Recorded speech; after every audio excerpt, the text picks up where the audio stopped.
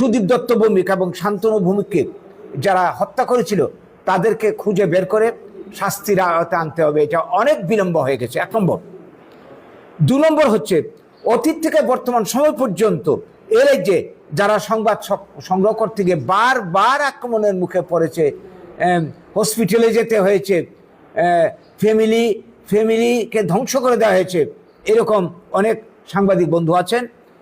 তাদের এই সমস্ত দুষ্কৃতকারীদেরকে গ্রেফতার করে খুঁজে বের করে তাদেরকে শাস্তির আওতায় আনতে হবে যত শীঘ্র সম্ভব। 3 নম্বর, আপনাদের যে চলতি পেনশন আছে খুব সম্ভবত 10,000 টাকা, আমাদের দাবি এটাকে ডবল করা হোক, 20,000 করা হোক।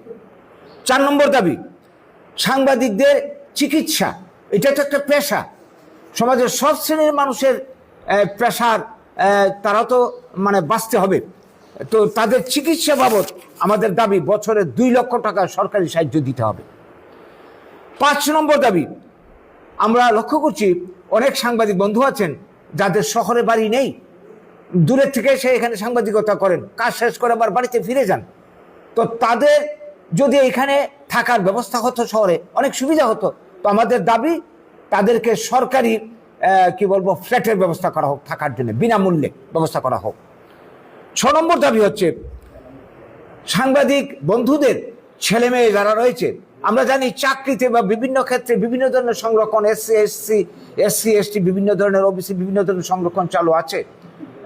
তো সাংবাদিক বন্ধুদের ছেলে মেয়েদের উচ্চশিক্ষা এবং চাকরির ক্ষেত্রে সংরক্ষণের ব্যবস্থা চালু করা হোক অবিলম্বে। 7 নম্বর দাবি হচ্ছে আমাদের বেতন কাঠামো সাংবাদিকদের, আমরা যেটা দাবি করছি এটাকে চালু করার জন্য, বেতন কাঠামো পুনর্বিন্যাস করার জন্য একটা কমিটি গঠন করা হোক। কমিটি গঠন করে যেটা যুক্তিগ্রাহ্য, এই কমিটির সুপারিশের মাধ্যমে সাংবাদিকদের জন্য তাদের বেতন কাঠামো ব্যবস্থা করতে হবে যাতে তারা পরিবার নিয়ে বাঁচতে পারে।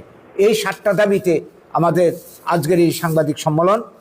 আমরা জানি সাংবাদিক বন্ধুরা বেঁচে থাকলে গণতন্ত্র বেঁচে থাকবে, বিচার ব্যবস্থা বেঁচে থাকলে এই দেশের মানুষ নির্ভয়ে বাস করতে পারবে।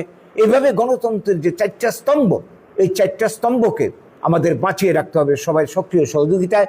আজকে এই বার্তাটুকু আপনাদের মাধ্যমে আমরা কর্তৃপক্ষের উদ্দেশ্যে, রাজ্য সরকার কেন্দ্রীয় সরকারের উদ্দেশ্যে আমরা প্রেরণ করতে চাইছি।